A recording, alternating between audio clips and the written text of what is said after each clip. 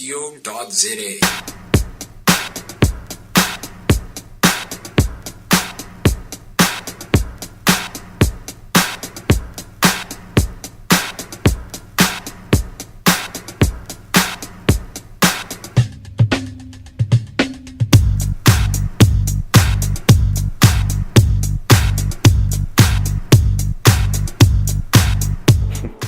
So I guess it is every boy's dream, and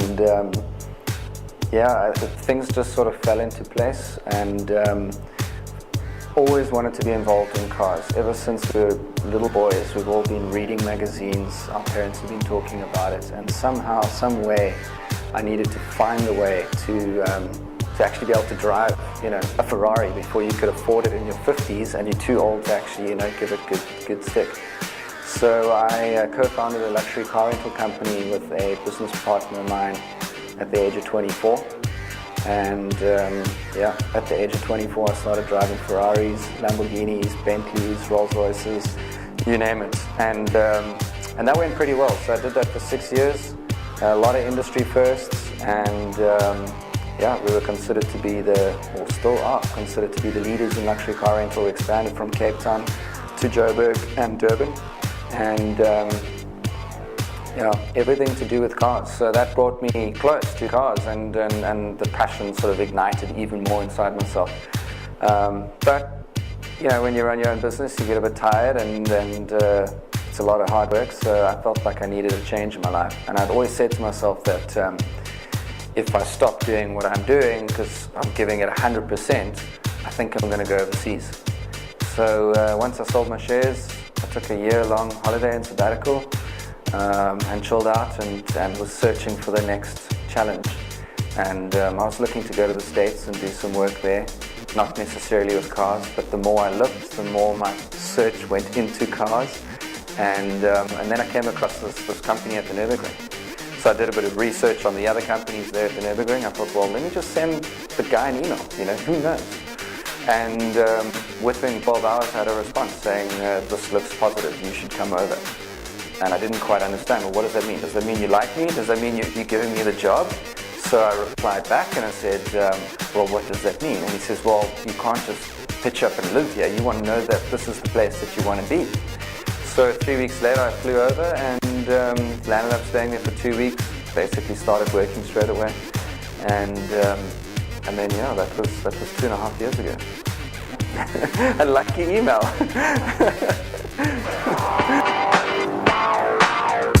When you go to the Nürburgring, you're surrounded by the world's best drivers. And so you learn very, very quickly. And my boss, Ron Simons, is a hardened, old, grizzled racer from era past, and this guy has been there, done that. You can name the car, he's driven it or raced it on the Nürburgring, at Spa, in the wet, under tricky conditions. He's tested and developed for the big manufacturers like Porsche, Ferrari, Aston Martin. He used to develop tires and suspension, so he knows the car from the ground up. And he took me under his wing and has taught me the secrets of how to coach people, how to go fast and how to go fast.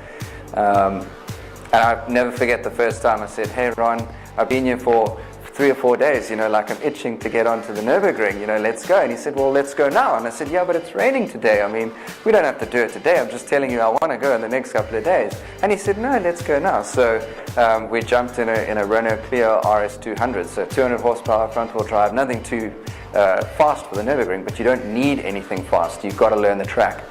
And there's a section coming up to Schwalbenschwanz, which is at the 5K mark. And he's still telling me to keep my foot flat. And you're going over a blind crest, which you usually get air in a race car or fast road car. And I'm sort of lifting, thinking, I don't want to screw this up on my interview. and that's where it all started. First lap in the rain. Just get rid of any nervousness, any worries, and you just get thrown into the deep end, and you basically sink or swim. It's that kind of place. It is something truly special. Well, I did countless laps of Forza Motorsport, and what I can tell you that is the driving dynamics of Forza Motorsport are really cool. And the cars that you have on Forza Motorsport, you can actually modify them similar to some of the race cars at the Nürburgring. And I was looking at the various fleet cars that we have as rentals.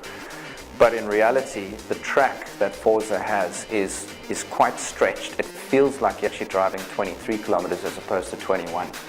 And that's where Gran Turismo comes in. And Gran Turismo actually came to our company in 2009, and they hired a whole bunch of our cars, and they basically did the track to learn more about the track. And Gran Turismo is really, really realistic. We have a lot of people that come out and they have done hundreds or thousands of laps of Gran Turismo, and I can tell you that it really helps and that you will remember the track quicker. I've also developed a training program for people where they can watch certain YouTube videos, play the games with certain cars and progress through various stages. But nothing quite prepares you for the real thing. And most of the time, 9 times out of 10, on your first lap, you'll forget the game. You'll forget where you are. It all looks the same. It's green trees just rushing past you. It's a silver barrier. And it's very difficult to actually spot any reference points and figure out where you are. You think you're near the end and you've only done 10 kilometers. You've got another 11 to go. We did have a Gran Turismo professional come out, and on his first lap he went through a section called the Foxhole. Now in a clear, and he was in a clear, you will VMAX your car, so it will do its maximum speed down the Foxhole, and it's followed by a very abrupt uphill and then a 5th gear left-hander. And he got to the left-hander still absolutely flat out, rolled the car right over the barrier. And when he came back to the office, the guy said, well, what are you doing? This was your first lap. I mean, he says, oh, but on the game, the corner wasn't that sharp. So this guy, I don't know, he was doing a qualifying lap on his first lap to Nürburgring, and yeah, that's not the way to tackle the ring.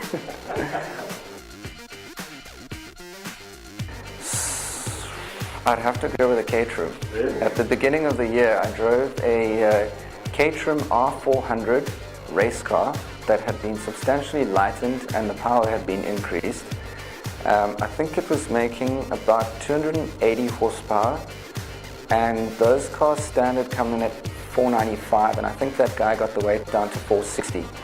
Anyway, he saw me, he said, oh, you're an instructor? I said, yes, I am. He says, well, won't you show me around? So I said, okay, fine. And I said, but it's snow. And he said, well, you know, everyone's still on track. I said, but I don't think we're going to get any heat in the tires, so I don't know how much I can show you, and we've got helmets and I can't really tell you anything. He says, no problem, I just want you to take me for a hot lap. So the temperature was, it was -2 degrees, and trying to get heat into slick tires in a car like that on the Nordschleife, where it was literally like little flakes of snow coming down, was pretty tricky. And after the second lap, where I couldn't feel my hands anymore, I said, right, now we're going in. And but it was an incredible experience, because that car is something that I hold close to my heart. It's pretty silly fast in a straight line, and it's a true driver's car. Even if you're not going fast in a car like that, as a driver, you're still enjoying the sensations. And it feels fast because you've got the wind buffeting against your helmet. But the best car that I've driven is something quite different, and that is a Carrera GT1 prototype.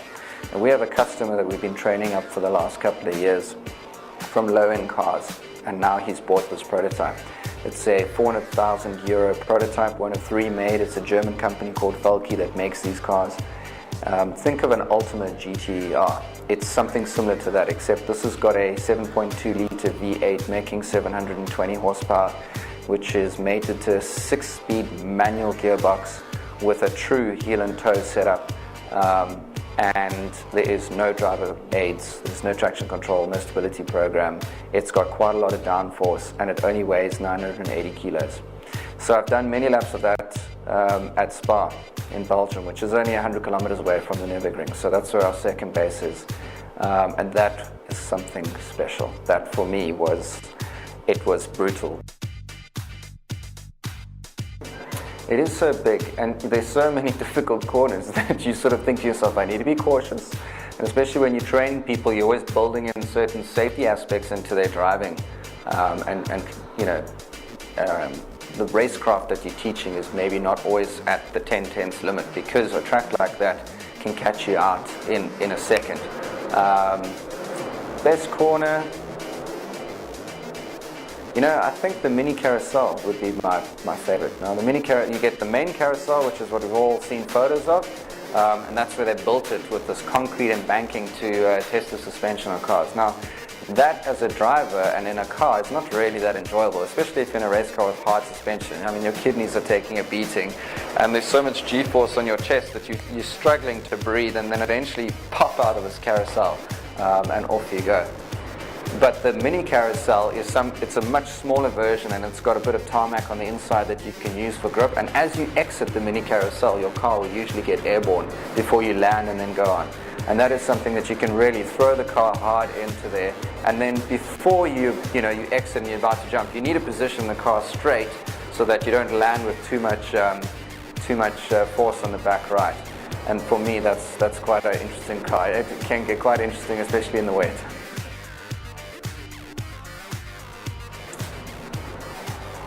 There's a section called Pif Paf, and it's just after Kellenhard.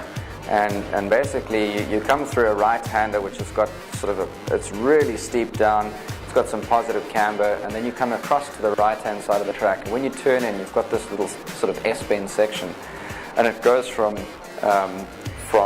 a negative camber to a positive camber, so the whole car is sort of rolling over. And it's pretty tricky to get that right, because you want to go through there flat so that you can get the speed towards the next section. But then you need to brake across the track, which means you effectively trail braking towards the outside of a turn and then across. And I've definitely had some hairy moments in cars there.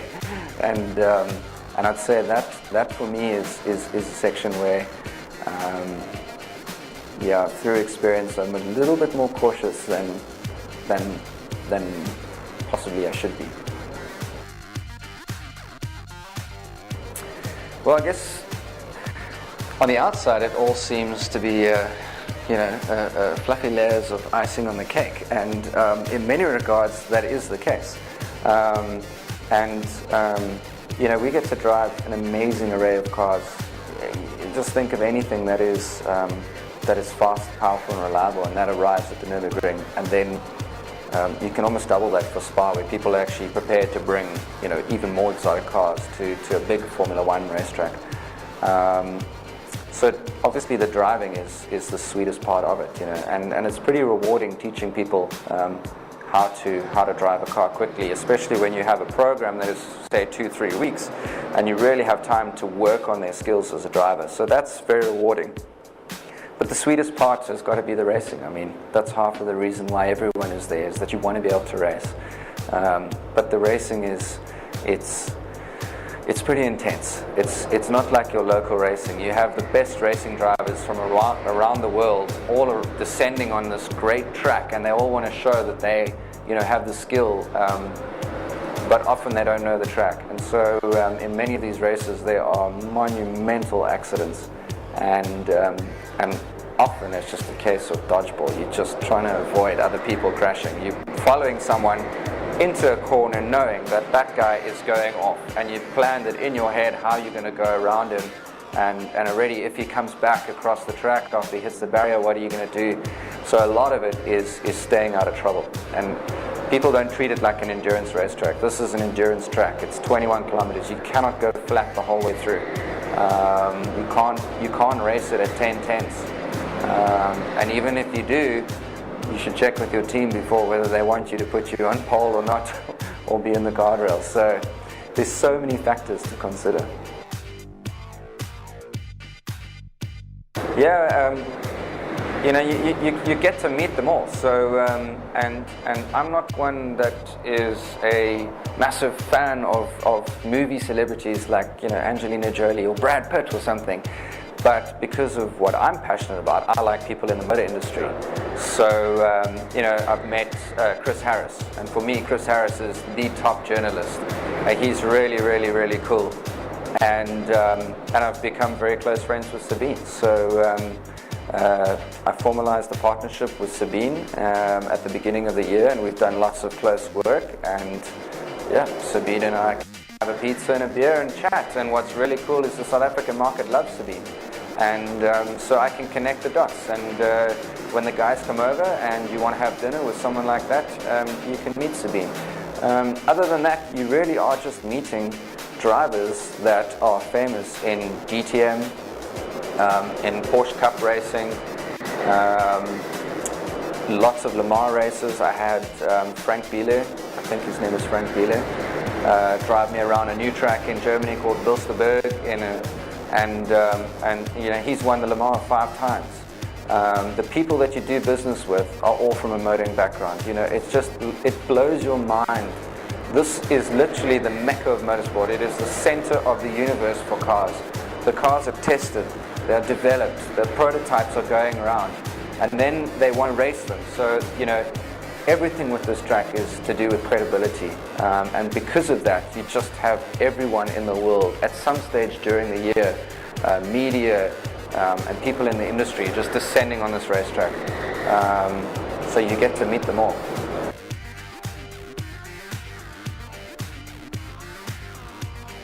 So the Nürburgring is a very special track. Consider that this track was built in 1925. They had a workforce of 3,000 people that completed this track in just 2 years. So it was a mega production in terms of how quickly they built it. And it literally just carves through the Eiffel Mountains. And it's not like your normal racetrack. They've made it purposely to be difficult, to be demanding, to test man and machine. And with that in mind, the curbs are not like a normal racetrack. So on a modern Formula One track, the inside curbing is nice and flat and low, and you can, in general, you can, you know, lean on it and use it. And the outside rumble strip is something similar. The Nürburgring goes against all conventions, and the way that we teach people is that in the beginning you stay off all the curbs, and even when you start getting good and you know the lines, there's only say between 4 and 7 curbs that you can use in a road car, and that depends on the road car suspension. So I would say stay off the curbs. Don't use the curbs. Please don't use the curbs.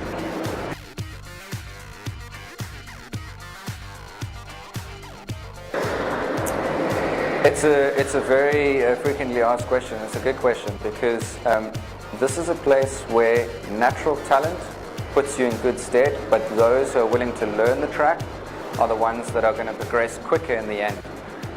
So people who are really dedicated, the guys that are watching YouTube videos of their car, the next car that they want to drive, the guys that are playing the game, the people that are actually memorizing the corners, because when I have a conversation with you and we start talking about Flansgarden 1 and you have no clue where we are on the racetrack, you're already behind in the conversation. Now there's 10 people sitting around and you don't want to put up your hand and say, well, where is Flansgarden 1?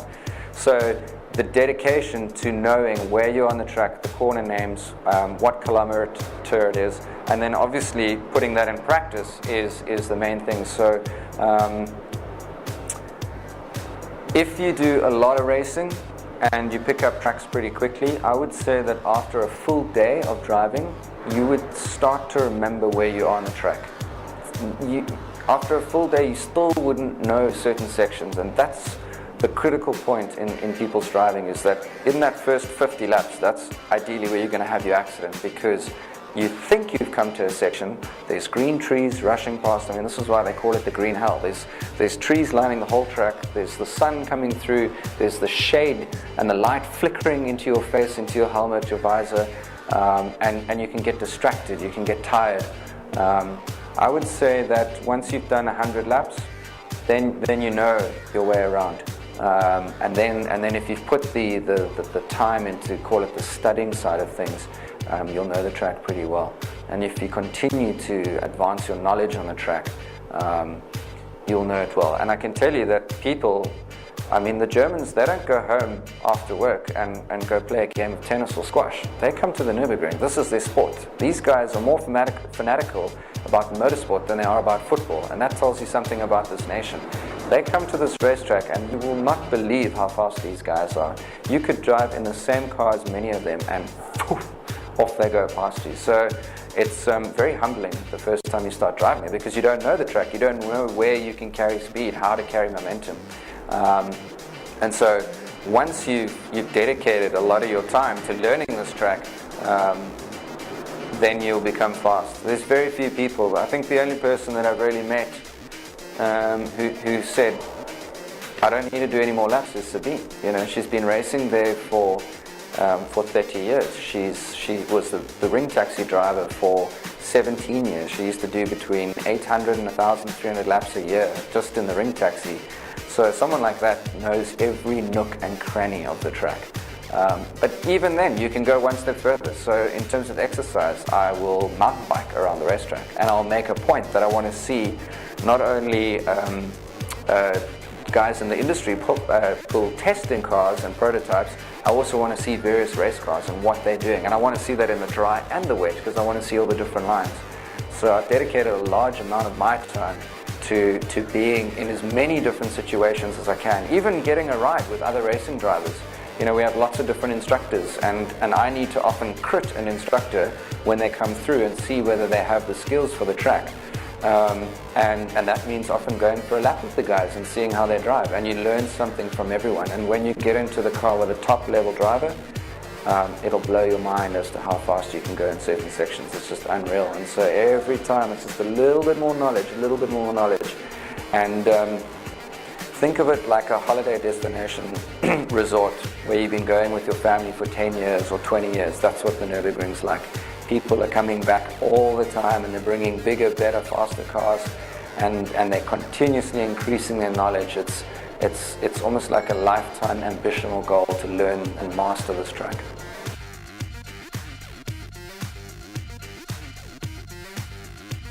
So that guy actually worked for RSR Nurburg, the company that I work for, and the story goes that he either had a lot of money through inheritance or he made a lot of money, and he just wanted to come and live at the Nürburgring. So and you know, he wanted to keep busy, so he came to work for our company, and then they shot that video quite some time ago, and it is absolutely spectacular. I mean, that is driving on another level. It's just to drive that track fast is one thing. To drift the whole track is another ball game. I mean, he is an exceptional driver, really. You can see by the amount of YouTube views, and even though it's been around for so long, I mean, you still see people watching it when you're at the ring. It's cool.